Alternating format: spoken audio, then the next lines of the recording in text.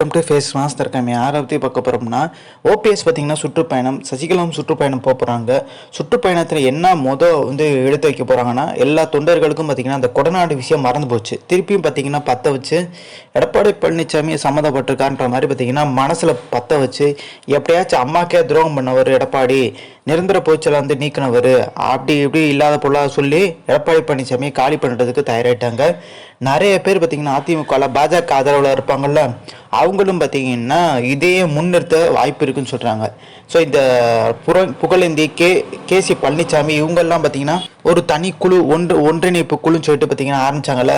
அதுக்கு பின்னாடியிலும் பார்த்தீங்கன்னா வேலுமணி செங்கோட்டையன் தான் இருக்கதா பரவலாக பேசப்படுது.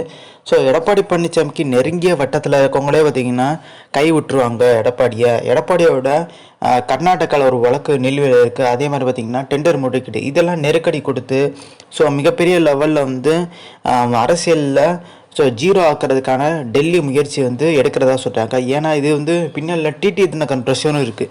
டிடி தினகரன்னா திவாலானவர்னு சொல்லிட்டு அறிக்கணும்னு சொல்லிட்டு ஒரு ப்ரெஷர் டெல்லிக்கு எடப்பாடி பழனிசாமி கொடுத்துருந்தார். ஸோ அதனால் பார்த்திங்கன்னா டெல்லியோட எப்படியா இணக்கமாகி டிடி தினகரன் அந்த ப்ரெஷர் கொடுக்கறதுக்கான வாய்ப்பு அதிகம்ன்றாங்க. கொடுத்துட்டாரு. ஸோ இன்னும் பார்த்தீங்கன்னா அந்த வேலைகள் தான் ஆரம்பிக்கணும். ஸோ ஒரு பக்கம் பார்த்தீங்கன்னா சசிகலா இப்போ கொடநாடு விஷயமா எடுத்திருக்காங்க தைரியமாக. ஸோ எடப்பாடி பழனிசாமியாக டெல்லி கைவிட்டுன்னு தெரிஞ்சோன்னு இந்த அஸ்திரத்தை எடுத்திருக்காங்க. இது மிகப்பெரிய லெவலில் வெற்றி பெறும்ன்றாங்க. ஸோ இந்த இன்ஃபர்மேஷன் பிடிச்சா லைக் ஷேர் சப்ஸ்கிரைப்.